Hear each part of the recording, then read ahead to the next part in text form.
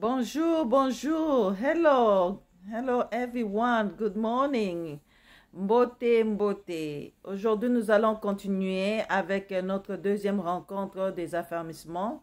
On avait commencé avec l'introduction, on avait parlé de pourquoi affermir, comment affermir et quelle était l'importance d'affermir parce qu'un nouveau chrétien est encore bébé. Donc, de la manière dont nous faisons avec le bébé, avec la patience que nous avons de le faire nourrir et l'apprendre comment jeter le premier pas, tout cela, c'est la même chose pour les nouveaux chrétiens.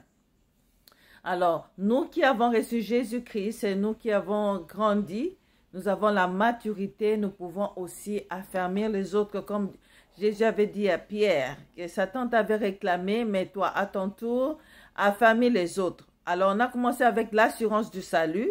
Avec l'assurance du salut, nous avons vu beaucoup de points ensemble, n'est-ce pas?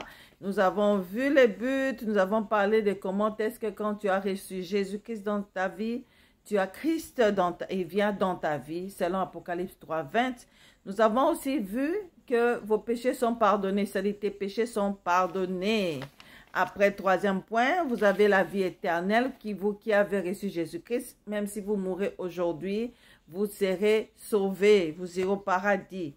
Quatrième point, nous avons dit que vous êtes devenus enfants de Dieu. Dieu vous a donné les pouvoirs de devenir enfants de Dieu, n'est-ce pas? Cinquième, vous avez commencé une vie nouvelle et satisfaisante et quand Christ vit en vous. Alors, le sixième point, vous avez été délivrés de puissance de Satan et vous êtes en sécurité en Christ. Et nous avons vu dans Colossiens 1:12 jusqu'à 14.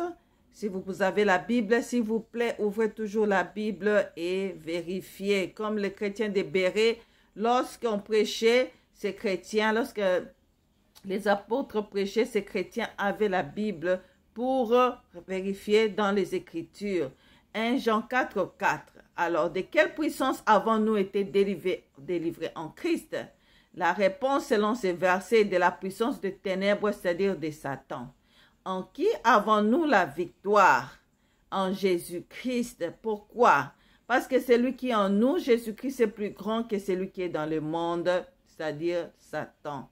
Deuxième point, nous avons vu sur Colossiens 3:3, Romains 8:38-39, Jean 10:27-29. Amen. Donc, je pars un peu vite pour juste résumer. C'est-à-dire, vous qui êtes chrétiens affermis, quand vous partagez les affermissements, il faut toujours résumer. N'est-ce pas? C'est très important pour le résumé de la fois passée.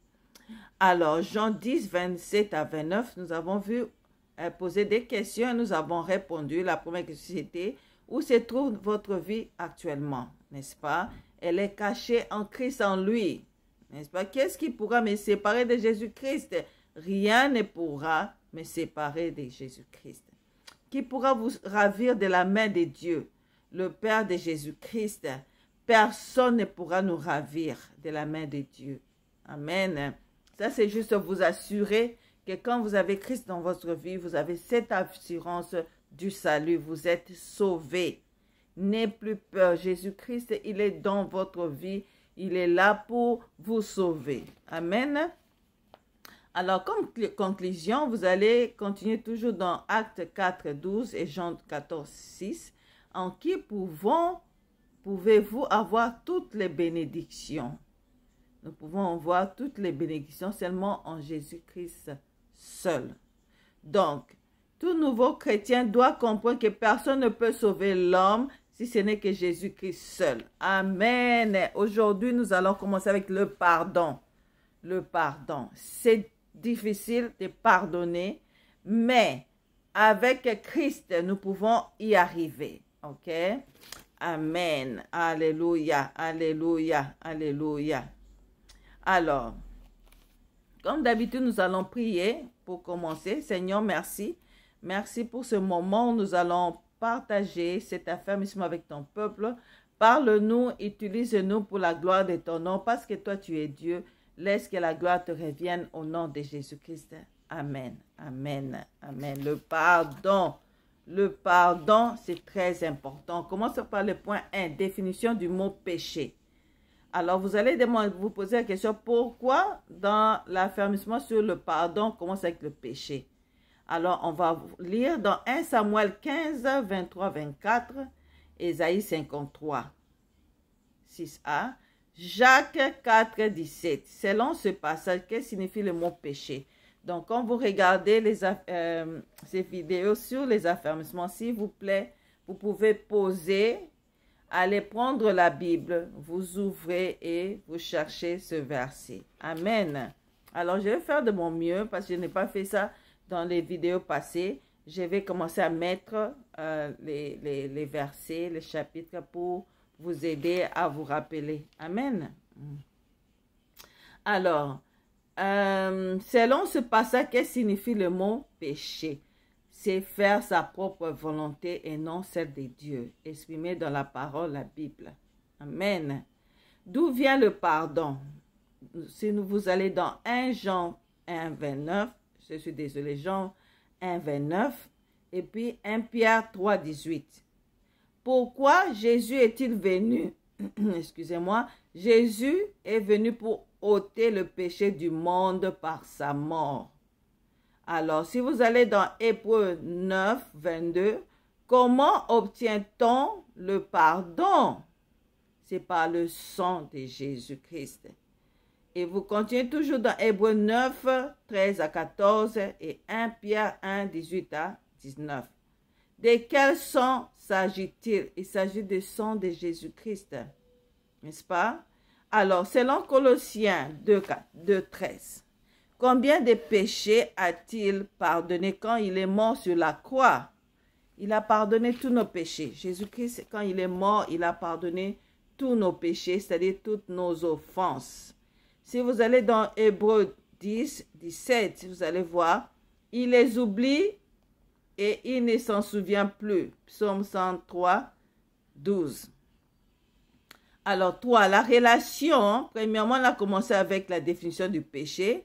Deuxièmement, d'où vient le pardon. Troisièmement, la relation et la communion avec Dieu. A, la différence entre relation et communion avec Dieu. Alors, la relation, par exemple, la relation ne peut jamais se briser entre Dieu et ses enfants. Excusez-moi, entre Dieu et ses enfants. La relation ne peut jamais se briser.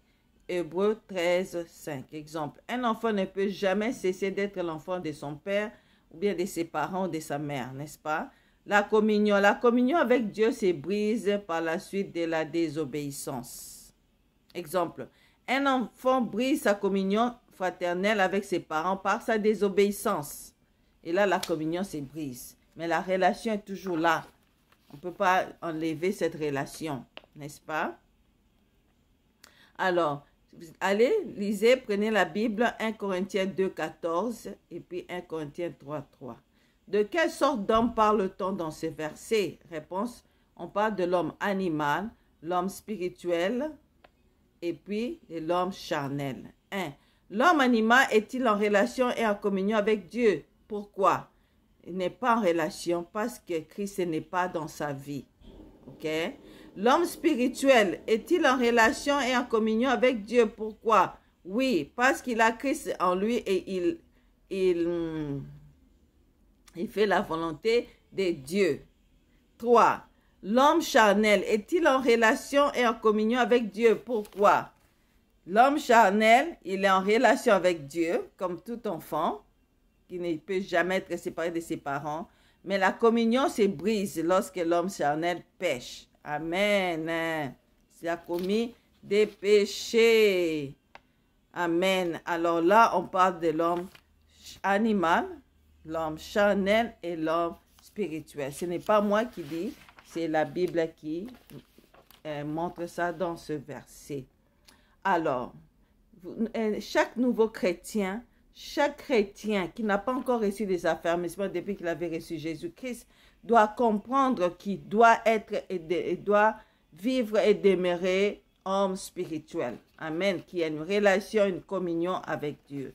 Comment l'homme charnel peut-il restaurer sa communion avec Dieu pour redevenir homme spirituel en confessant tous ses péchés à Dieu. Amen. Quatrième point, confession et repentance. Quatrième point. 1.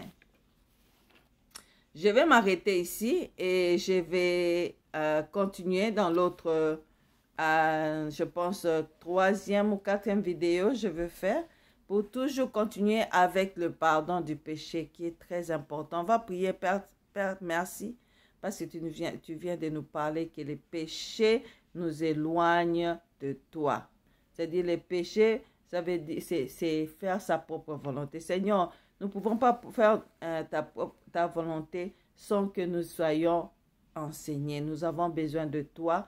Nous avons besoin du Saint-Esprit pour nous donner la sagesse, l'intelligence pour que nous puissions demeurer dans ta volonté et non faire notre propre volonté, quels que soient des moments difficiles que nous pouvons rencontrer dans notre vie. Laisse que ton sang puisse inonder dans nos vies, purifie-nous de tout péché. Au nom de Jésus-Christ. Amen. Au revoir. On va se voir encore à la prochaine rencontre. Au revoir.